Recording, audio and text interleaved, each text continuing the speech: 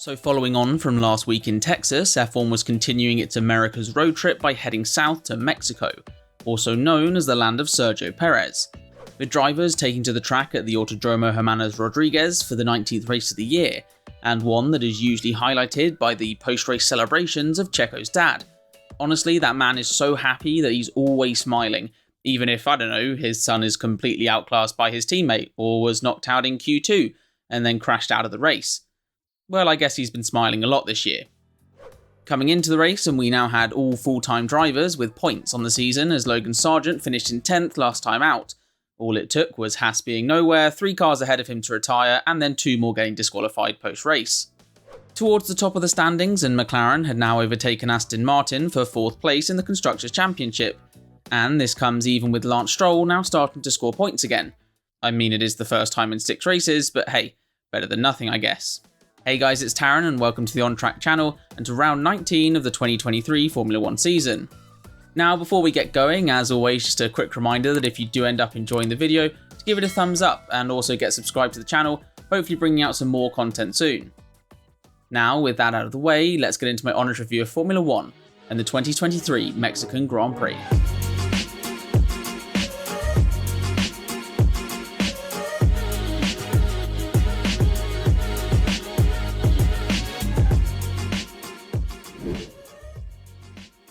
So after the checkered flag in Texas, it emerged that Lewis Hamilton and Charles Leclerc had been disqualified from the US Grand Prix. As in an effort to finally beat Max Verstappen, the pair had been running their cars too low to the ground, with the result being excessive wear to the planks.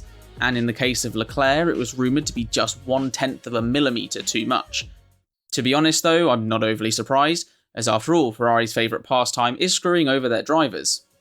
Meanwhile, over in the Mercedes camp, and Lewis Hamilton had decided that the best way to deal with the news was to drown his sorrows, specifically with spirits of the non-alcoholic variety, a product he'd been working on and would launch ahead of this week's race, with the 7-time champ explaining that the company was founded because he liked the taste of tequila, but not the aftermath.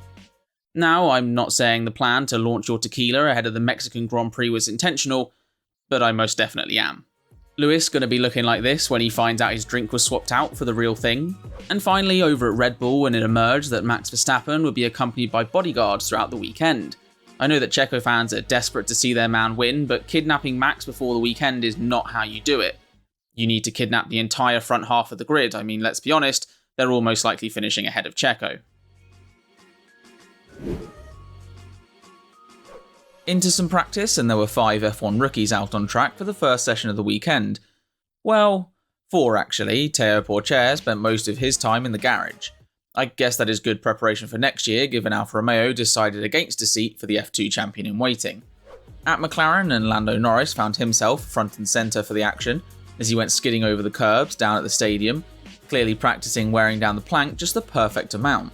A bit later into the session, he also found himself side by side with Perez as they headed towards turn 4, with the Mexican deciding to outbrake the McLaren, and himself, going deep and off track, as it seems that even a home race and it only being practice can't stop Checo from making mistakes. At Ferrari, and they were demonstrating the old saying that holds true at all times, there are 3 things certain in life: death, taxes, and Ferrari drivers getting unlucky, as Carlos Sainz's Ferrari decided it would kill off its hydraulics with no power steering for the Spaniard, leading to him needing to cut basically every single corner to make his way back to the pits. Into FP2, and the early drama came from a few raindrops hitting the track. Sadly, all it did was send the commentary team into pandemonium before it brightened up. Not gonna lie, I was surprised that Lance Stroll managed to keep it on track with the rain. Normally, even in the dry conditions, he's flying all over the place. Sadly for Aston Martin though, it was the more experienced driver making the mistakes, as Fernando went spinning through the middle sector, but no real damage came of it. To be honest, I wouldn't be surprised if he just fancied doing some donuts mid-lap. That's pretty much all the Aston Martin car is good for at this point. Over at Williams, and in an effort to secure his seat for next year, Logan Sargent was adopting a new approach: to drive with passion, drive angry, drive fast, and make everything and everyone fear him, including the turn 2 bollard apparently, as the American sent it flying halfway through the session. That, or he's just providing a visual representation of what Red Bull do to their drivers when they underperform. And finally, to round out the day, it was a drag race down to turn 1 between Max Verstappen and Valtteri Bottas. Hate to break it to you, Valtteri, but your days of racing Max are over. Remember, you wasted them being slow and unable to defend.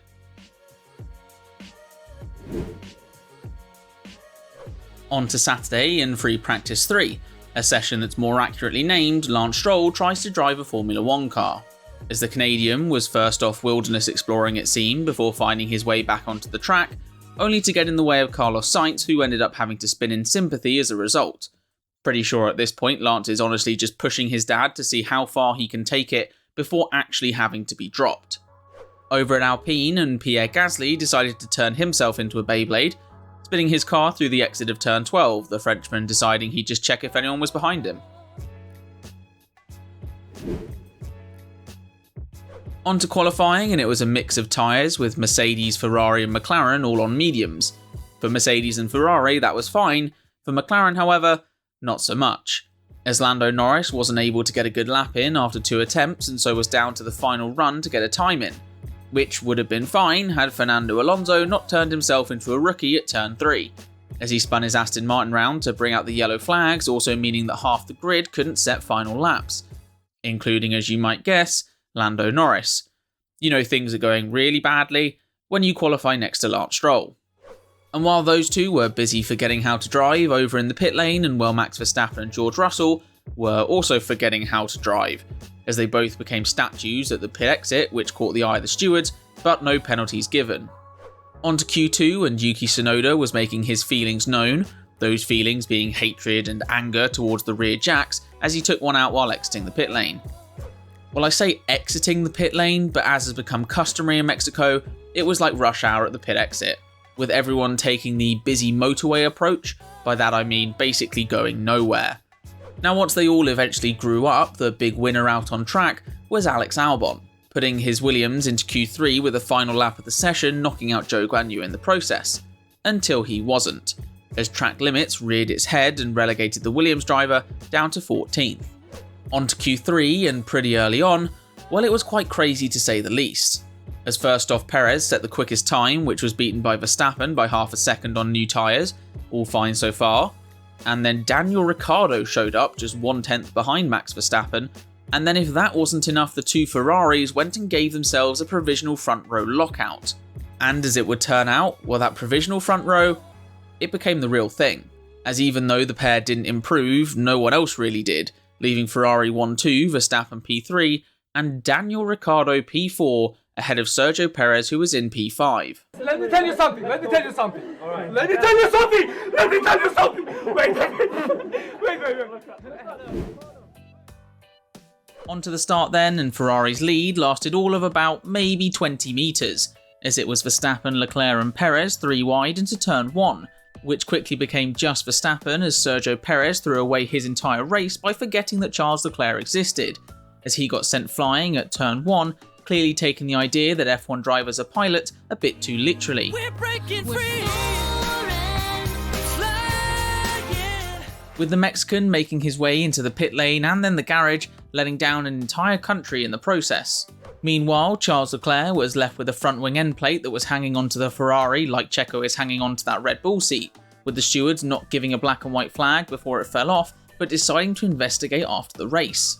In behind, and Lewis Hamilton found himself stuck behind Daniel Ricciardo, but with DRS on the main straight, if you thought he would be easily passed down into turn 1, well, you'd be wrong, as apparently Lewis decided to turn himself into his old teammate Valtteri, by that I mean completely useless at making the overtake when needed.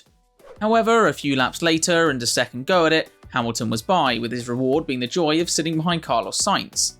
Further back, and Ricciardo's teammate Yuki was making an attempt to show Lewis how it's done. It didn't work as the Japanese driver turned his AlphaTauri into a lawnmower, cutting the grass down at turn 1. Meanwhile, over at Williams, and it was all aboard the Alex Albon train, as he held on to 10th place, holding up Zhou, Bottas and Kevin Magnussen by doing what Williams do best, being quick in a straight line. Then, over at Aston Martin, and something quite bizarre was happening, with the cars being swapped round, but to put Lance Stroll ahead of Fernando Alonso. Looks like the Canadian is finally playing the "my dad pays your wages" card. Back up at the front, and with Verstappen pitting, it left Hamilton and Sainz to battle over second place, with the Spaniard falling 6 or seconds back from his teammate, despite having no damage compared to Leclerc's half a front wing, with Hamilton eventually then stopping for fresh tyres and attempting the undercut on Carlos. helped out by Mercedes actually managing to put together a decent pit stop for a change. In the red corner though, and Ferrari made the strategy call to stay out and try to optimise their strategy overall. Optimise, not react to others stopping around them, same thing. So with everything settling down and Ferrari having made their stops, things were looking a bit stale, until Kevin Magnussen's Haas did what it does best and caused a safety car, with the rear suspension breaking over the curb and sending the car straight on a collision course with the barriers. A crash so severe it then brought out a red flag, giving the yellow stormtrooper a chance to showcase its cleanup skills. And so, exactly halfway through, it was time for start number 2 with the top 4 all maintaining position. In behind, and it was back to early season form for Lando Norris, dropping 5 or 6 places before even getting through the first few corners after a disastrous restart. Up at the front, and with medium tyres to hards, Lewis Hamilton was making a play for second, going as much to the inside as physically possible but squeezing his Mercedes up past Leclerc's Ferrari. And with that move done, it was now time for Lewis to concentrate on taking his tyres to the end, also known as complaining about having to take his tyres all the way to the end. As if him and the team hadn't discussed this issue literally 5 minutes earlier. Further back, and in an effort to stake his claim for the second Red Bull seat, Tsunoda was making a move on Piastri. Trouble was, he was basing his driving off of the wrong Red Bull driver as he sent his AlphaTauri spinning off the track. Down at Alpine, and Esteban Ocon was having his main character moment, telling his team that they can tell Haas he was going for it. And down to turn 1, well, he sorta didn't. Kinda underwhelming, which does just sum up Alpine really. Then at Aston Martin, and with Alonso retiring the car problems, all their hopes lay with Lance Stroll, with the Canadian defending dangerously from Sargent and Logan asking the same question we've all been asking for a number of years. Back to the drivers worthy of F1 seats, and Lando Norris was closing in on Daniel Ricciardo for 6th. With the pair side by side into turn 4, but Lando swinging his McLaren round the outside for the day's best overtake, with the next car up the road being George Russell in his Mercedes in 5th place. And with 3 laps to go, it was Lando making another brilliant move, getting George into turn 6. But right up at the front, and with 14 seconds to spare, it was a record-setting 16th win for Max Verstappen, as the Red Bull team had used the Mexican Grand Prix to successfully sandwich the entire grid. Anyways, that's all for now. I hope you have enjoyed. If you have, please do give the video a thumbs up and get yourself subscribed to the channel. But until next time, take care.